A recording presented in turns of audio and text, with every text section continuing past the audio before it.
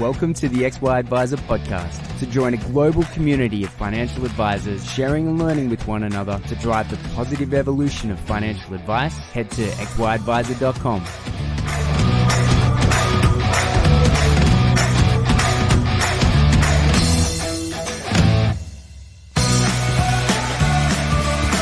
This podcast is brought to you in partnership with Hub24.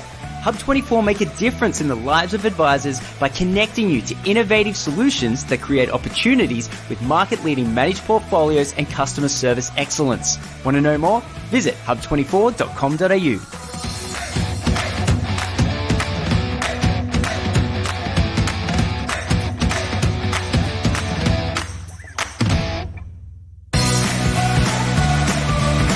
G'day, how's it going? What do you know? Strike Like Clayton here and chatting with Matt over in WA. Thank you for joining me, mate. Absolute delight, Clayton. Yeah, this is occasionally people give me the old runaround and make me chase them for 12 months. And in this case, it was definitely one of those experiences. We got chatting a year ago and you were entering into this new phase of your career and at a somewhat of an idea, and it's based off from our limited conversations. You're super interested in personal development, and that's kind of how you found your way into personal finance. And now you're focusing in on the cash flow advice. It's a super interesting story. How did you get into, I guess, personal development, then finance, and then cash flow? What's that story? Okay, in a nutshell. So I have been passionate about how to be the best version of myself ever since high school and the teenage years, and the teenage angst prompted that passion about how do I be the best version of myself. And then graduating, I discovered I graduated as an engineer, petroleum engineer, and not as a financial planner. And I discovered I'm earning money and I don't know how to use it. Nobody taught me how to use it. So that started part of the journey there. And I discovered when I was offshore, on oil rig in the Timor Sea, I met a bunch of miserable blokes who would tell me that they hated being there, wish they could quit, but couldn't afford to. So that even prompted me even further to learn about money, which actually led to me changing careers and going, well, actually, I don't like this engineering thing. Personal finance is my game. But that realization that, hey, I was never taught about how to make good decisions with my money stuck with me right from the very start. And so I completed my grad dip in financial planning and my CFP studies, and we were advising people to do stuff. And I discovered most people struggle to actually do what we tell them to do. And I recognize that's a mirror to me, is that there's lots of things in areas of my life which I struggle with.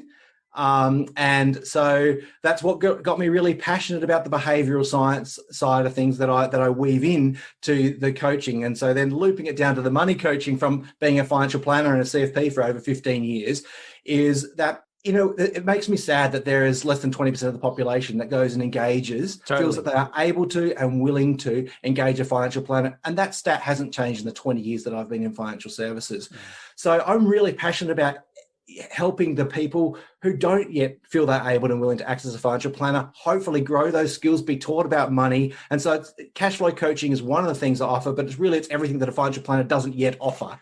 In that sense is part of the money coaching that I do.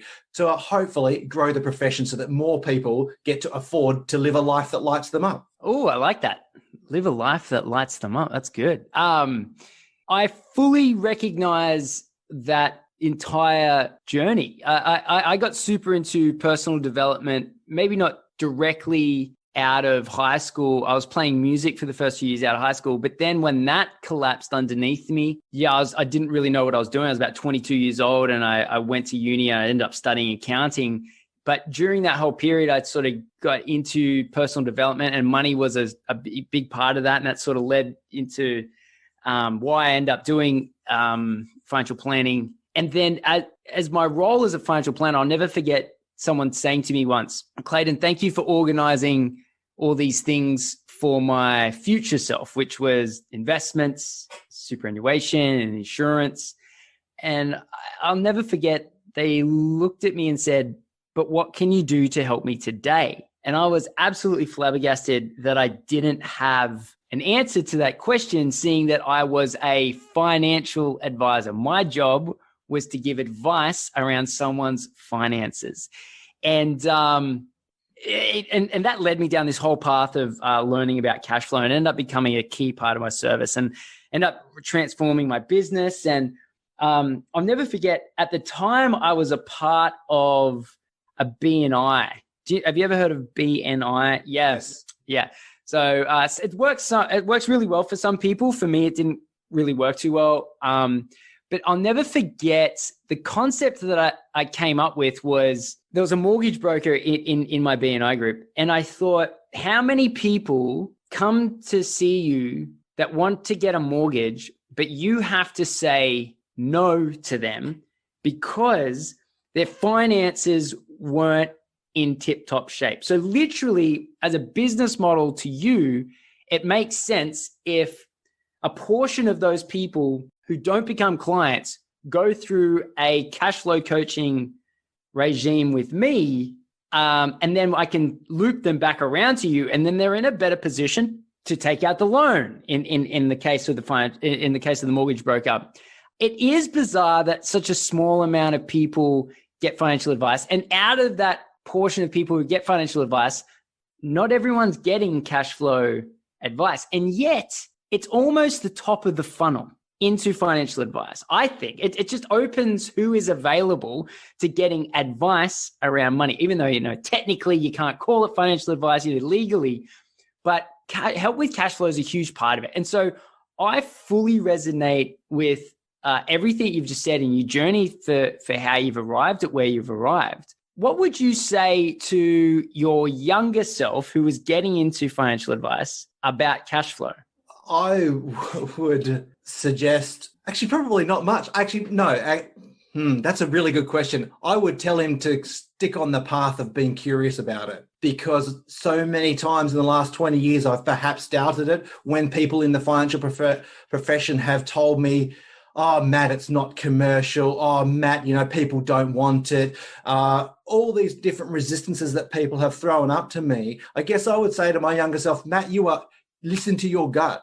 You are on the right track. It does absolutely start with that day to day. Yes, financial planning in the long-term future is critical, and humans are terrible about thinking over the horizon. Yes. But they'll never get there if they can't. And what their day-to-day money worry is about their day-to-day decisions, not about worrying about retirement. Yes, that sometimes it worries, but your day-to-day is all these thousands of decisions I've got. So I would say to my younger self and any other planner out there, mate, if you've got this, mate being gender neutral, of course, if you've got this sense inside you that cash flow is important, listen to it, because it absolutely is to the everyday person. And it is to me as an individual, taking off my financial planner hat. That's what I have to struggle with every single day. Is this affordable or not that I want to spend my money on?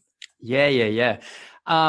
If you go back potentially almost at this stage, a decade, Steve Crawford down in Victoria, he kind of was the first person to put his hand up. I'm not sure if you've come across his work, but he sort of put his hand up and said, actually, this is an important part of financial advice. I, strangely enough, sort of in my own independent way, came up with a way for myself to handle it off the back of that question of my client. What's been your journey? Like, have you learned from other financial planners, or how did you come up with your coaching structure, your framework? Like, does it lean on anything, or is it something that you've come up with yourself? Walk us through what it is. Yes, and it is definitely a mix of my entire life experience. But to be honest, the very first client is myself. So yes. The Nexus for me is right back to earning my first dollars as a graduate engineer and not knowing how to make the best use of it. And not knowing if that opportunity that someone was inviting me out to a festival, a concert, a trip away, how do I know if that's affordable or not? So the Nexus actually starts there, and grabbing books at that point in time by Noel Whittaker and Paul Clitheroe, because yes, I am that old. Right? They were my first books that I read. Like The Golden Rules of Wealth by Noel Whittaker was probably the first finance book, along with The Richest Man in Babylon. And, The Richest Man in Babylon is my earliest trace to the Save 10%. recommendation. That's the earliest I've been able to chase it back to in that book. But then I found save 10%. Yeah, but is 10% enough? And what do I do with the other 90%? So that's where it started from. And so I was reading books like Paul Clifford from then on then, and then trying it on myself. And recognizing that our great-grandparents used compartmentalized accounts with envelopes, jam jars, and biscuit tins, and trying that compartmentalized approach with myself, which Scott Paper's now popularized and calling it bucketing. Yes. But it's been around for generations, the whole compartmentalization approach. And then really trying it on. And I know that other planners have come with their own approach, but really it has been trying to work out what works for me. From a day-to-day money management. But then there was another really interesting thing I found, where my financial planning comes in, is observing what blew people's budgets and looking at many of the budgeting spreadsheets and budget planning tools that people are sent through, even the Money Smart website. I find that it's well-intentioned but incomplete, those budgeting spreadsheets, because they don't prompt people to look over the horizon. And what are we really good as financial planners? Prompting people to look over the horizon at their longer term goals and the fact that, hey, that car will need to be replaced one day. Most budgeting spreadsheets don't have that on them. Yeah. So for me, it was kind of that journey was looking at, well, what's the tools that people are given and that I was trying myself and realizing they're incomplete, they're not working. And then blending financial planning, which is the part that we're good at, which is over the horizon, but not the day to day, melding them together and coming up with what I would call a plan of what's affordable. And then looking at the behavioral science and saying, well, how do I stick to that plan? Because in the heat of the moment, who whips out their spreadsheet? No one does. So then it's like, well, how do I manage my habits and in the heat of the moment to not give in to, say, impulse spending or not give in to my fear of FOMO, for example. So that's where the behavioral science came in, which I found that some of the other cash flow work that I've observed wasn't necessarily incorporating as much. And a lot of that's super new, right? The habit stuff is super new. It's like 5 to 10 years. And I've been in the profession for 20 years. So my personal growth, passion that we talked about earlier, it's like, oh, that's what I read. I read nonfiction. I rarely read a fiction book. And I'm often reading about how to be a better human and be the best version of myself. So it's often habit stuff. So that's how all the different parts have weaved together to the cash flow coaching that I offer now. And I will be the first to say this is dynamic. There is more research always coming out. I intend to always is to stay on top of it and keep evolving what I'm offering as a coach in line with what the latest research is saying and what my clients' experience and my personal experience of managing my money is. That's super interesting. What can you share in terms of the behavioral science stuff? Because that's a really... it's quite comical. You say in the heat of the moment, no one pulls out their spreadsheet. How true is that? What's some of the best stuff that you've learned from the behavioral science element? Before I answer that, I want to draw a quick distinction because behavioral finance is talked a bit of a buzz in our, certainly in the recent years I've noticed, and there's a lot of talk there about loss aversion and cognitive dissonance. And I'm talking about a particular subset that's more how we make decisions in that sense. So the day-to-day decisions. So one of the most recent books that I highly recommend, and I know it's been mentioned actually on some of the XY stuff that I've watched, James Clear's Atomic Habits that came out 2 years ago, sold a couple of million copies. James Clear has done a terrific job of pulling together a lot of the behavioral science research that's come out in recent years, particularly by a behavioral scientist, BJ Fogg, who wrote a book, Tiny Habits. So that pulls it together. So as a reference point for all the listeners out there, really highly recommend checking out Atomic Habits. Now, one of the really interesting things is in the behavioral science is looking at how do we make decisions? How does a behavior occur? And how does a behavior become a habit? And James Clear talks about in his book, which builds on Charles Duhigg's habits work earlier, and he talks about the habit loop as being cue, craving, response, and reward. So the cue is the prompt or the trigger that starts something off. If there's no cue, prompt, or trigger, the behavior won't occur. Now, if that cue is something that we're familiar with, our brains will have a craving, a dopamine hit will kick off, and we'll start to crave a particular result that cue reminds us of. In the habit loop, response is the actual behavior you perform. And then if the behavior creates a reward. And so that's another dopamine trigger in the brain and other chemicals as well that reinforces that was a good thing to do as a behavior and reminds us that cue will create that pleasurable response.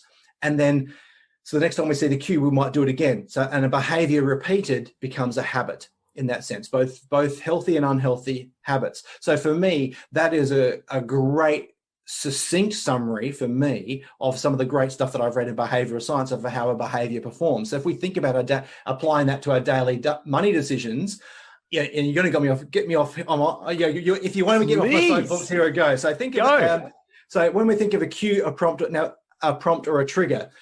In 2007, a marketing agency called, I think, Yalkovich said that estimated at that point in time, we are exposed to over 15,000 marketing messages a day. Now, that was before social media advertising had taken off. So now it's estimated to be double that at least. So that's just the external cues that we get to spend money. Then there's the internal cues of feeling sad or lonely or bored or depressed or something like that. And marketers are absolutely adept at needling our weak spots to make us crave something. And it's not just the bright, shiny object thing. It's the fact that we crave respect, admiration, we crave belonging. So it's all tempting. So there's abundant cues. They're extremely tempting. And money is really easy. If you think, and most people who have not been taught about money have got all their money sloshing around in a single bank account, that's their only reference point for if something's affordable or not. It's a terrible reference point, but it's the only reference point. So it's super easy to spend that money if it's all sloshing around an account. And worse, we've had credit cards and personal loans for years. And now we've got buy now, pay later. So it's super easy to perform the response of just spending on a whim. Yes. Unplanned. And it's pleasurable. We all know it. We get a buzz when we have something new, or we get the oohs and the ahs about that. Oh, look, check out that awesome microphone I can see on the Zoom here. Oh, tell me what that is, Clay. Oh, I love that. And so you probably just got a dopamine hit even there. Oh, yes. Yeah, right. So, and that's it. So, bang, the loop goes around. So from a behavioral science perspective, I have found that, and that's a recent, summary come together. I found that a really beautiful summary that I lean on quite a bit in informing it. Now, how do we apply? Do you want me to stop here? Because I could go on forever. Mate, this is great. I'm learning heaps. Yeah. So BJ Fogg talks about the Stanford professor. He talks and his book was Tiny Habits, just to draw the distinction. Yeah, he talked about in a recent email newsletter, how do all habits form? They start tiny, they find a really neat place in our routine, and they're reinforced by our emotions. So that's the science there. So both BJ Fogg and James Clear talk about, well, if you want to form a good habit or break an old habit, is redesign your environment. So that sort of applies if you think of cue, craving, response, and reward as being on a quadrant graph, cue and response are on one axis, and they're environmental things. So I look at, well, how do we redesign our environment in order to reinforce the positive behavior and break the old habits of overspending? And then craving and reward are often emotional things. So we need to harness our emotions. So that's kind of words that I used, which are very similar to the words that both BJ Fogg and James Clear use. So if we want to look at the behavioral science and how do we help people make better daily decisions with their money when they are, I say it's like a buffet. I have never, Clay, been to a buffet and not overeaten. Right? Yeah. Right? Never been to a buffet and not overeaten, because there's lots of food. I know I love it, and it's super easy to pile all that food onto my plate and into my mouth, and then I've got elastic pants on or under, right? Yeah. Now, I think that we are every day immersed in a spending buffet. There is abundant temptation and easy credit. And so our prehistoric brains are not wired for good decision making. Our prehistoric brains are wired to indulge in the feast in front of us rather than to think over the horizon. So we are navigating an environment, a modern environment of abundant temptation and easy money, with a prehistoric brain. So that's where the behavioral science is really, really important to think about, well, how do we redesign our environment to make it easy to do the good things, and how do we harness our emotions to reinforce those behaviors? So that's the science underneath. That's super interesting. How I've developed the cash flow coaching that I do. That's super interesting, especially the concept of every day is a spending buffet. Oh my God, that's so true. I'm so susceptible to advertising that I haven't watched TV in a decade. Like it takes so much of my mental capacity. And let's face it, that's not huge. And I don't want to fill that up with advertising, right? So I like when you mentioned that there's 1,500 marketing messages a day. I don't read the newspaper.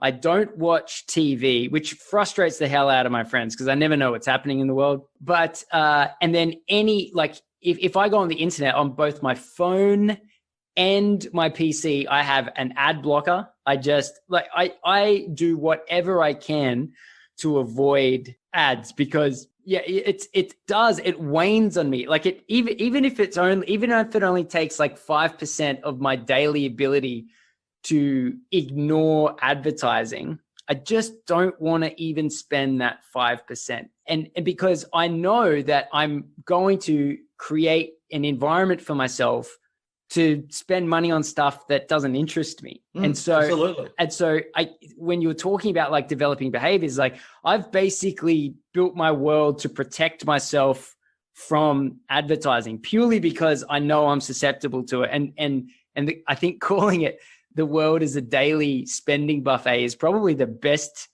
articulation of that concept that I could imagine. Thank you. Yeah, it's well done. And I'll jump in and reinforce something there for you for everyone listening. So I mentioned that James Clear and BJ Fogg talk about designing your environment is one of the fundamental principles in developing good habits. So what you've done is redesigned your environment. And in Q, prompt or trigger, whatever word you use, BJ Fogg calls it a prompt, is the first step in any behavior starting. So by redesigning your environment to remove cues, you don't have to worry about the craving, the response, or the reward. So that is the fundamental step. So we can't remove all of them, and that's the pragmatic part of it here. But as much as you can, do the things that Clay just talked about. Yeah, that's super interesting. I was probably just I'm not smart enough to have come up with the theory behind it, but I was like, I guess I got to a certain point where I was just felt so exhausted, and I thought, how can I reduce exhaustion at the end of a day? And over time, just removing advertising ended up being even if it's just a little bit, it really does help. So for everything you've just spoken about, it is very clear on why you've decided to specialize in this field. It obviously interests you from an academic point of view, a personal point of view. It obviously leans into the decades of experience you have in the personal finance field. What was going on in the industry from a regulatory point of view, from a cost point of view, from an upheaval top-down point of view? Did that play a role in your decision to take a sidestep into the world of unlicensed, non-financial advice, financial coaching? Absolutely. Yeah. With some context, it's not the first time I've had a crack at this. Okay, fair enough. So super ambitious, take on the world 20-something, changed careers from engineering, got into this and went, what? Why wasn't I told this when I was an engineer? Super passionate, evangelizing, had a crack at it before I knew what the hell I was doing, and never had any business mentors or exposure in my life. So that was a learning opportunity. I think I referred to it before in our pre-chat as a rapid growth opportunity. Yes. Then I went back into an employed role, but in the pace of rapid evolution in the 20 years that I've been in financial services, from 2000 when it was the Corps Act first came in, the big Corps Act changes, the pace has not changed, mate. It has been getting progressively harder. And one of the things that broke my heart is I felt that in the environment I was in, I could no longer deliver the customer experience that I wanted to be able to do with. And one of the reasons for that was all the regulatory time. Yeah. The complying with regulations was meaning I couldn't deliver advice in the time frame that I wanted to, in the manner I wanted to meet their expectation. Yeah. So I didn't want to toss the baby out with the bathwater, because I'm still so super passionate about the education as I hope is coming across. Yes. And I thought, well, I'm going to give this money coaching a crack and see if I can make a difference with that knowledge and that passion there still. In that sense, I love financial planning still. I would still be a licensed advisor. If it made sense. And do this if I could find a way to make it make sense. Yep. And allow me to be the best version of me. Yeah. No, this is what whenever I get the opportunity to speak to someone that's influential within the industry, I give them a very basic scenario.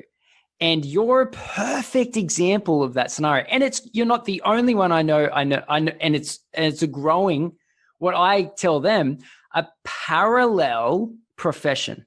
This is a natural market response to the level of changes and oversight that they want to push on the industry. And so when I get to this juncture, I should say, I always like to say, do I, along with 99% of advisors, agree that advice needs to improve and we need to get to a better outcome for clients more reliably across the board? Without a doubt. Absolutely.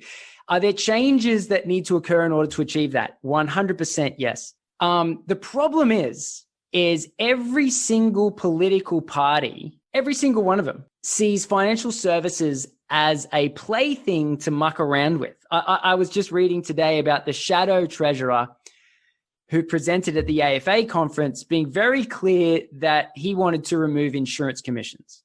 Now, what does that mean? It means that when FIFO came in, that was a real watershed moment, and one that I personally, I thought they got it right, because what they said was anything from today, 1st of July 2013, any super product or investment product that's issued at this stage moving forward will not have a commission attached to it. However, for the hundreds of thousands, actually millions of people that are all connected in some way via these contracts that existed, we're not going to cancel them because, well, that would destroy the livelihood of probably, a few thousand people.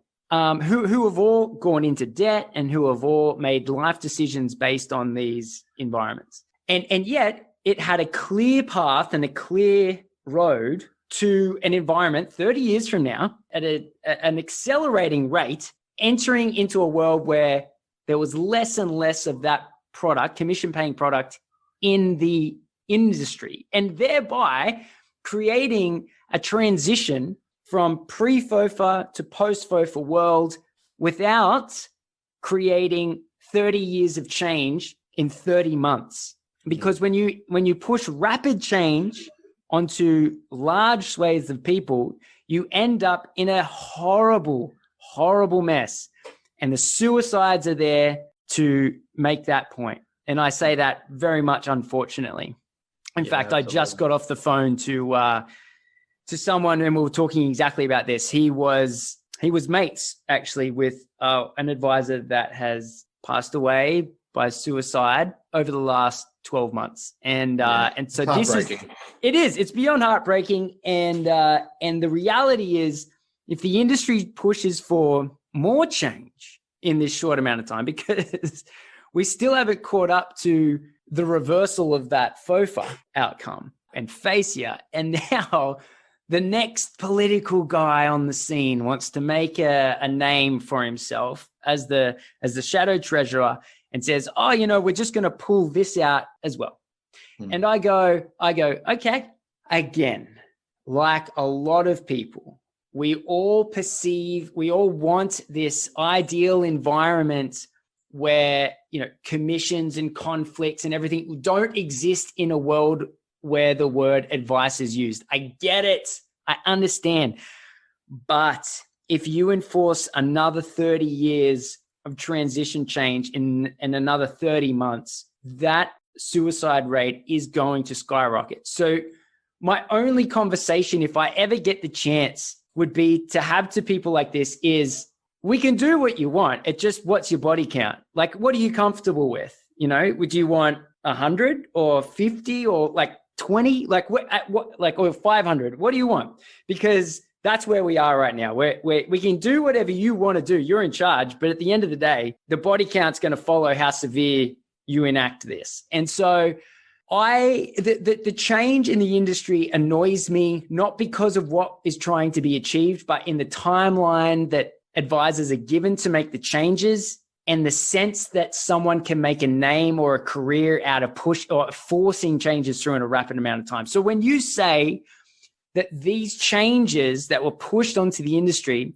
forced your hand to do what you want to do and to provide advice, or not advice, to provide coaching in what's legally allowed outside of that licensed environment, then it makes perfect sense to me. And I see a growing number of people doing it.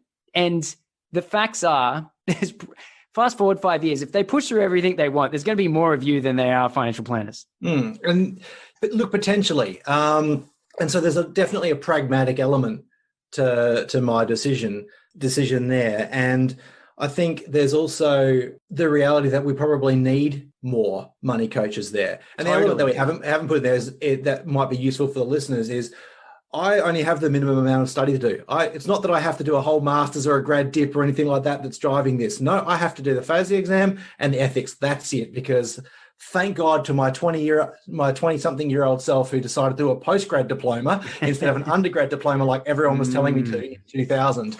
I only have the minimum stuff to do here. So it's not driven by a fear of education standards that I'm making this decision. Absolutely not. Yeah.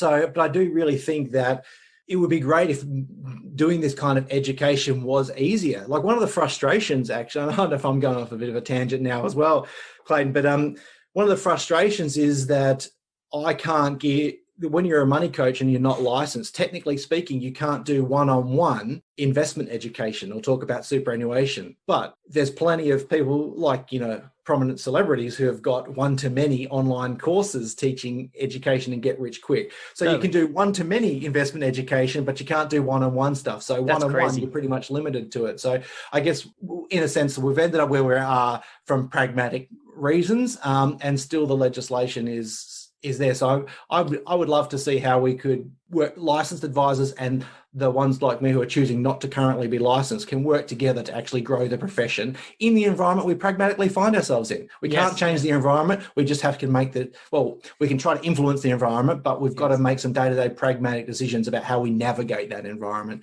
together. And that's why I love the idea of licensed advisors who are overwhelmed collaborating with the money coaches out there to say, how do we work together and grow the profession? You don't, right, like you said at the start, Clayton, about, cash flow is the foundation for all financial planning, but advisors are overwhelmed. Adding yet another speciality, hard to. But what about all those people that, and I've experienced this in my career, the people who would call up, who had taken the courage. It takes huge courage to put your hand up and say, I want help. Call up a financial planner, but they haven't got enough savings to afford the advice fee. Or actually after you're having a bit of your chat over the phone for 15 to 30 minutes, you realize, actually it's debt. That's what they want. They want to get out of debt. They're overwhelmed by debt. And again, that's really just save more and make extra payments. So perhaps don't come and see me yet. Yeah. I was frustrated by then, where do I send them? Yes. There was nowhere else to send them. And as I said before, sending them to a budgeting spreadsheet is, an incomplete tool. But what they need is like a personal trainer for their financial fitness is the analogy that I use for myself. So I wonder which, as a profession, we have got a missed opportunity happening right now that I just certainly found that every single time I could say to someone, look, I can't help you, but I know you need help. So how about I introduce you to someone who can help you? Yeah, the person on the end of the phone got a much better experience, and I look much better as a professional, and it's much better for us as a professional. And that's what great professionals do. If we can't help, we point people in the right direction. So I would love to see and we do that with estate planning. We do that with, if we're not licensed credit providers, we do it with mortgage brokers, accountants. So let's do it with the money coaches out there and have collaborations there, because we're not competitive, we're collaborators. So I sort of see financial planners that I work with as, okay, if you've got a lead who's not yet advice ready, they want help.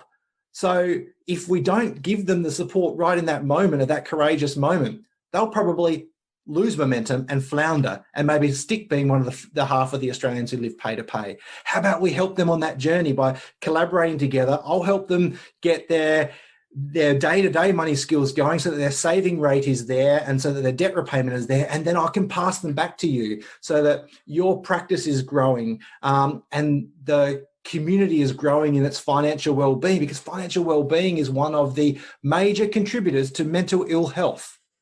Well, low financial well-being is which is a real passion for me, actually. The impact on day-to-day stress and well-being of massive. Finances is a passion for me. So I would love to see, this is all the altruistic, idealistic Matt you're hearing now.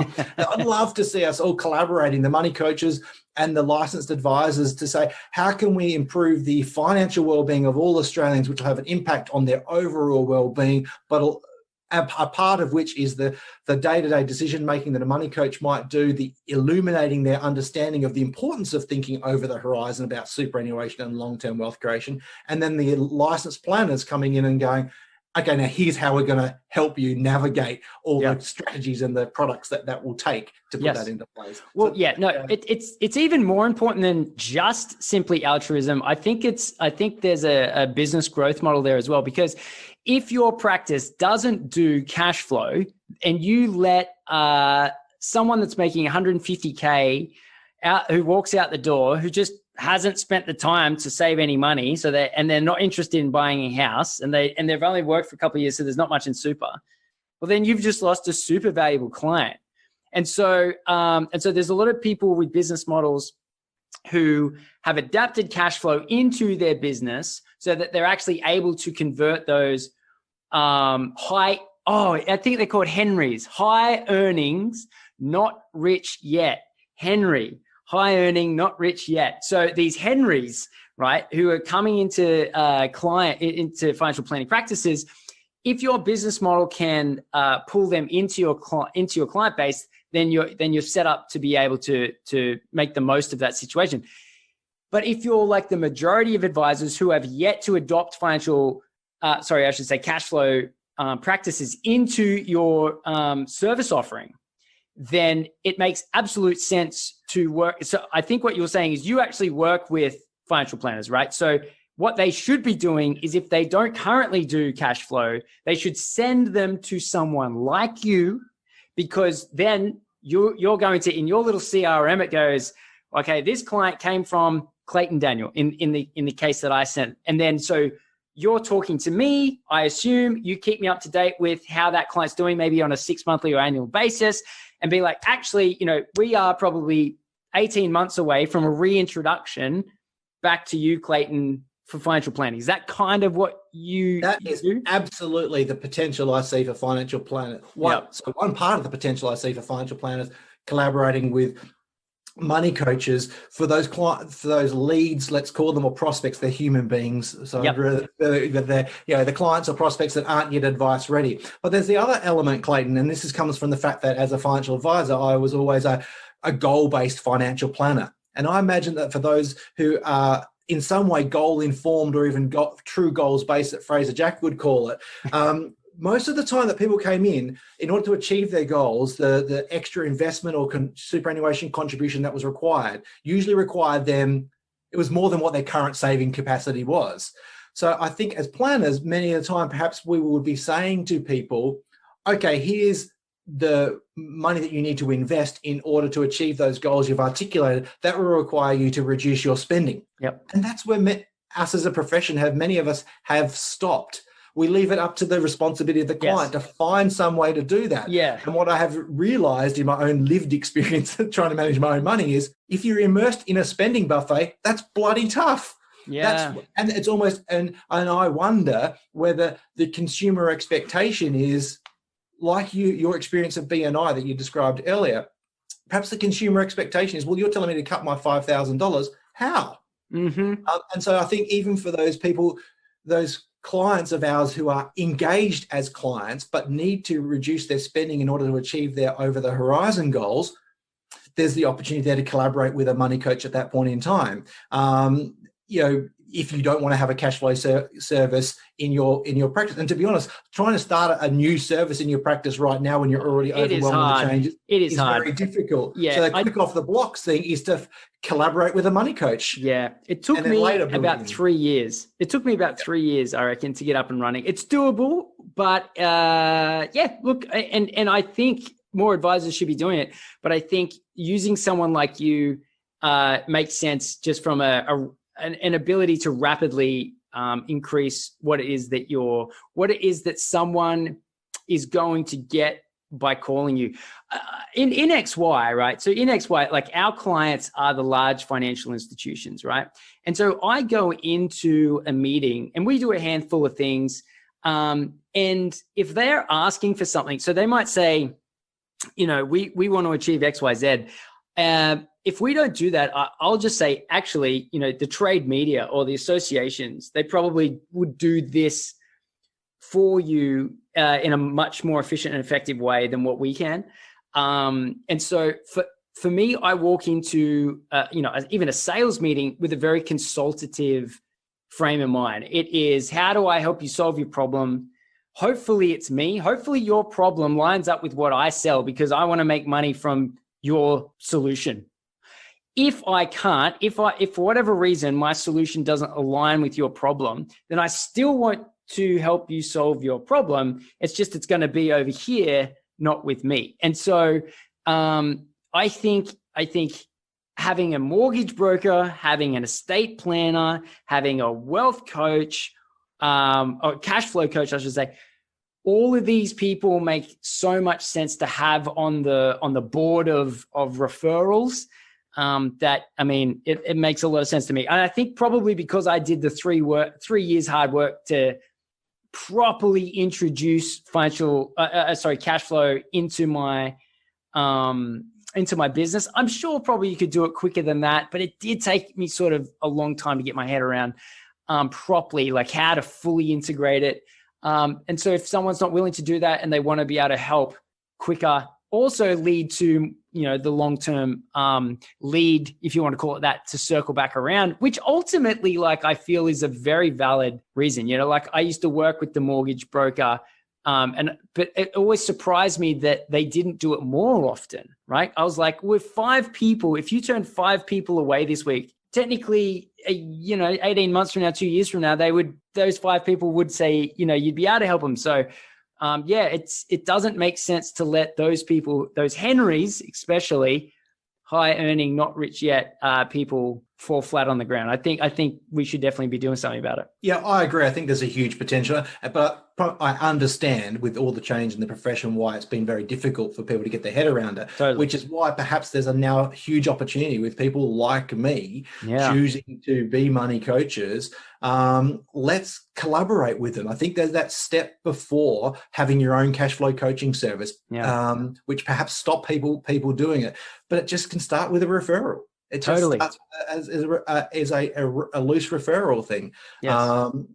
In that sense, and people get the help that they need in that sense. And I, to be honest, and if I may raise a little bit of a controversial topic, I don't know how much time I've got left, but towards the end, before I left being a licensed advisor a year ago, I was seeing much more pressure that when clients needed pressure from the licensees, that when you did need to tell a client to cut their spending, that therefore you had to scope in cash flow and budgeting. Right? So the licensee and I'm hearing from other advisors that their licensees are now saying you can't scope out cash flow and budgeting. You have to scope it in. Does the way that many advisors are meeting that definition, is it compliant, your delivery of cash flow and budgeting, but is it meeting the consumer expectation? So back to my previous example, that if someone told me they were helping with the cash flow and budgeting, but then just gave me a spreadsheet and didn't help me, does that meet my customer expectation? So there's a part of me, provocatively, Clayton, that sits here and wonders whether scoping in cash flow and budgeting advice could be the next FIFO no service. Oh, there you go. Yeah, I hadn't thought of that one. By not actually meeting the consumer expectation, by being compliant, but not meeting their expectations. So a few years down the track, when your retiree client is running out of money because they keep calling you up because unforeseen expenses are calling them to draw money out of their pension, and you scoped in cash flow and budgeting, who's the finger going to be pointed at